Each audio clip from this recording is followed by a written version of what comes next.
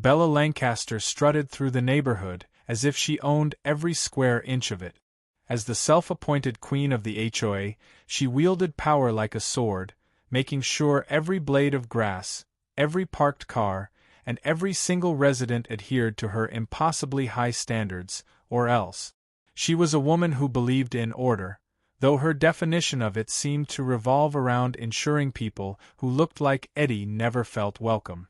Her house sat on the largest lot in the subdivision, a towering Mediterranean-style mansion with pristine white walls, perfectly trimmed hedges, and a massive wrought iron gate, not for security but for status.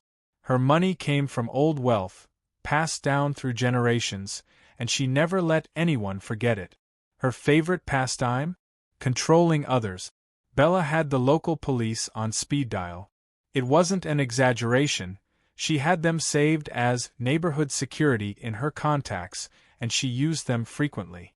A parked car slightly over the line? Call the cop. A package left on someone's porch for too long? Call the cop. Kids riding bikes too close to her property? You get the idea. But nothing infuriated her more than the recent arrival of Eddie Carter. The moment she saw him moving into the luxurious home 3 doors down, she felt her blood boil. He didn't belong, no matter how much money he had. In her mind, certain types of people should know their place, and their place was not in her neighborhood. Eddie, however, wasn't just any homeowner. He was successful, confident, and completely unbothered by her passive-aggressive attempts to intimidate him. That only made her hate him more. She scoffed at his presence, made a point of never acknowledging his waves, and even urged other HOA members to find legal ways to push him out.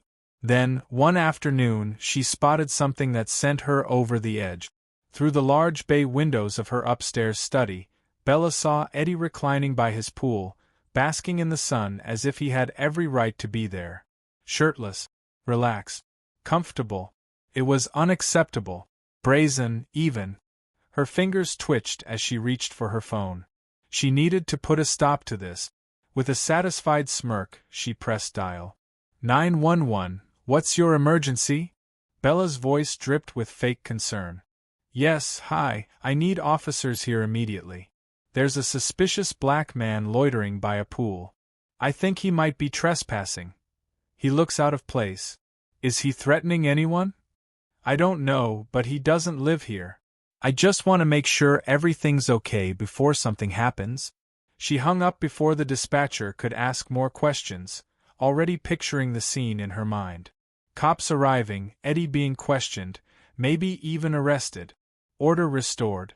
Outside, Eddie leaned back in his lounge chair, completely unaware that his day was about to take a very irritating turn. Eddie barely had time to sip his lemonade before the sound of approaching sirens made him look up.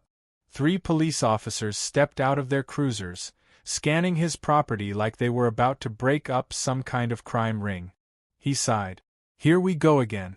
The lead officer, a stocky man in his 40s, cleared his throat. Sir, we received a report about a possible trespasser in this area.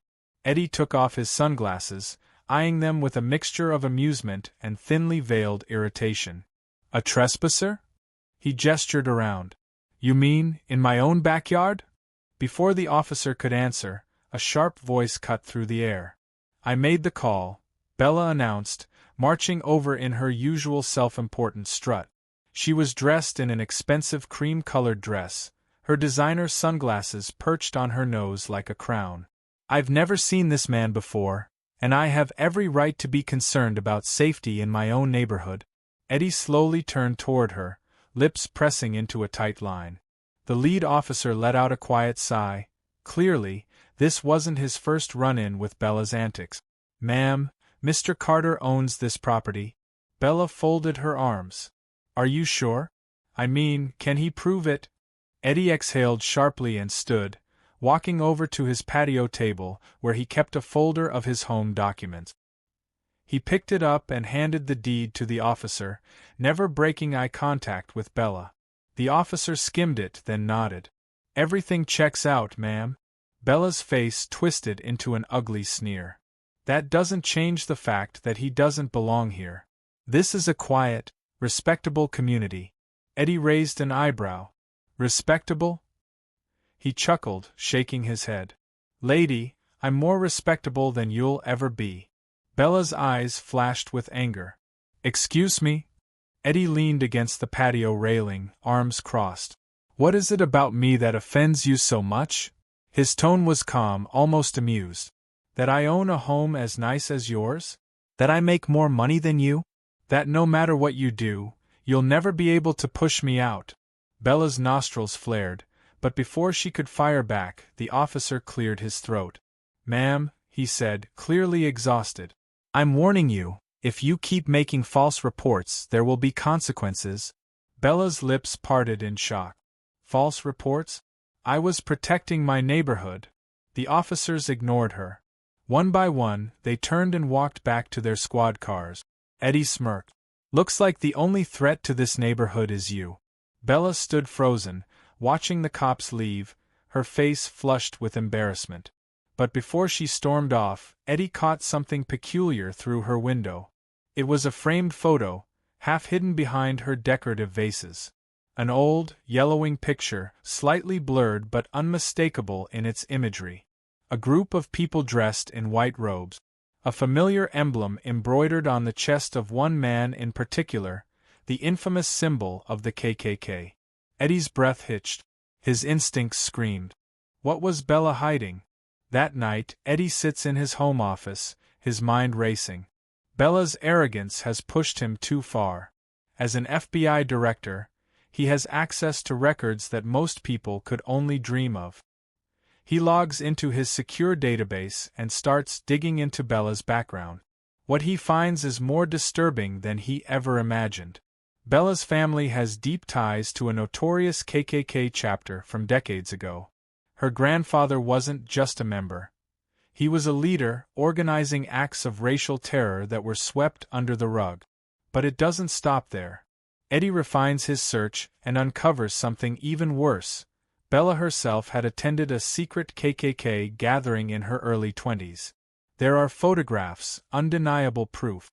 In the images, Bella stands in full robes alongside known extremists, smiling proudly. But then, Eddie makes the most chilling discovery yet. Cross-referencing old case files, he finds an unsolved hate crime from the same era. The details match Bella's timeline, and though she was never formally accused, the evidence suggests she was involved. A crime that had been buried for years is suddenly back in play. Eddie doesn't stop there. He traces Bella's business dealings and finds a pattern of discrimination, denying black applicants housing, making large anonymous donations to extremist groups, and using her HOA position to harass non-white residents. His blood boils. Bella has spent her life trying to control and destroy others. But now, he has the power to turn the tables. The next day, Bella walks outside, her usual smug expression in place. She spots Eddie by his car and rolls her eyes, muttering something under her breath. Eddie, holding his phone, approaches her. You should really be careful who you mess with, Bella, he says calmly. Bella scoffs. Oh, what now? Calling the police on you wasn't enough for your little victim complex. Eddie smirks and turns his phone screen toward her. The color drains from her face as she sees the photos, her in KKK robes, standing shoulder to shoulder with violent extremists. Her lips part, but no words come out. I did some digging, Eddie says, his voice low and steady. Turns out you're not just a racist HOA busybody. You're a criminal. Bella stumbles back. Those are old photos. That's not what it looks like. Eddie steps closer. Oh, it's exactly what it looks like. And the best part? This isn't just about you being a racist. I found evidence linking you to a hate crime. An unsolved case. Bella's chest rises and falls rapidly. She shakes her head. You have no proof. Oh, but I do, Eddie interrupts. And I've already sent it to my legal team. The media will have it soon. By tonight, your name will be everywhere. Your little perfect life? It's over. Bella's legs nearly give out. She grabs Eddie's arm in desperation. Wait, please. I can pay you. Eddie yanks his arm away. You think this is about money? How many people have you destroyed with your power, Bella? How many lives have people like you ruined? He narrows his eyes. Now it's your turn. Bella stares at him, horror settling into her features. The same way she had looked down on him, the same way she had tried to ruin him, now she was the one powerless. And Eddie? He simply walks away, leaving Bella drowning in her own fear. This is just the beginning of her downfall. Bella wakes up to a nightmare. The morning news blares from her TV, her own face plastered across the screen. A grim-faced anchor delivers the bombshell. Breaking news: HOA leader Bella Montgomery exposed for ties to white supremacist group. Shocking evidence links her to an unsolved racial hate crime. Her phone vibrates non-stop. Texts, voicemails, and endless notifications. She grabs it with shaking hands, but the messages aren't from friends offering support. You're done. Racist trash. Hope you rot in prison. Bella rushes to her front door, but what she sees outside stops her cold. A crowd of protesters has gathered, holding signs that read "Justice for the victims" and "No room for hate." News reporters shove microphones toward her, cameras flashing. Ms. Montgomery, do you deny your involvement with the KKK? One reporter shouts.